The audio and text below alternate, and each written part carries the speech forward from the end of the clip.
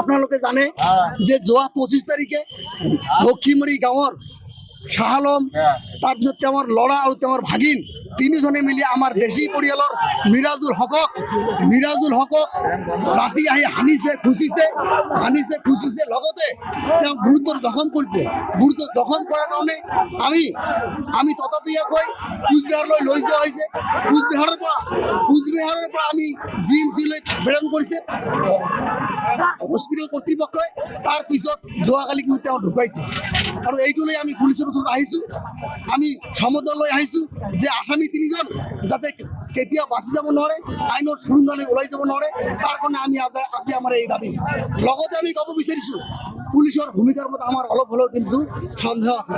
ইমান দিনে কিয় পুলিচে এই আসামীক ধৰা নাই, মূল আসামী শাহ আলমক ধৰা নাই? কালি কেছ ৰেজিষ্টাৰ হোৱাৰ লগে লগে শক্তিমানৰ নিচিনাকৈ কেনেকৈ পুলিচে গৈ আসামীক তুলি আনিব পাৰিলে? তথাপিও পুলিচক ধন্যবাদ দিছোঁ যাতে এই শাহ আলম আৰু তেওঁৰ দুজন ল'ৰা আৰু ভাগিন ইহঁত যাতে আইনৰ সুৰুঙালৈ ওলাই যাব নোৱাৰে তাৰ কাৰণে পুলিচে কাম কৰিব লাগে আৰু শাহ আলমক তেওঁক চাকৰিৰ পৰা নিলম্বন কৰিব লাগিব।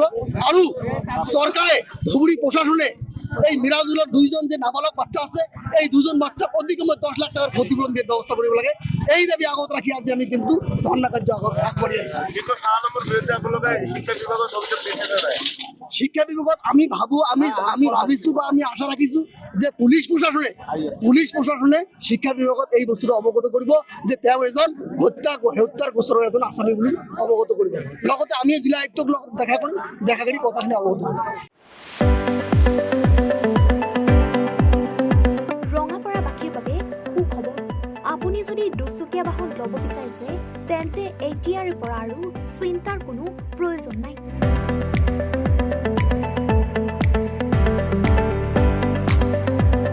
আপুনিও আহিব পাৰে DBP এছ'চিয়েটৰ বাজাজ টু হুইলাৰ ডিলাৰ।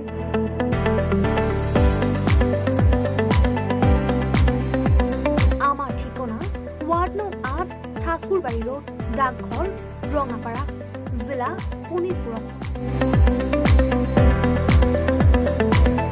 আমাৰ যোগাযোগৰ নম্বৰ 9435707133 9707967285285।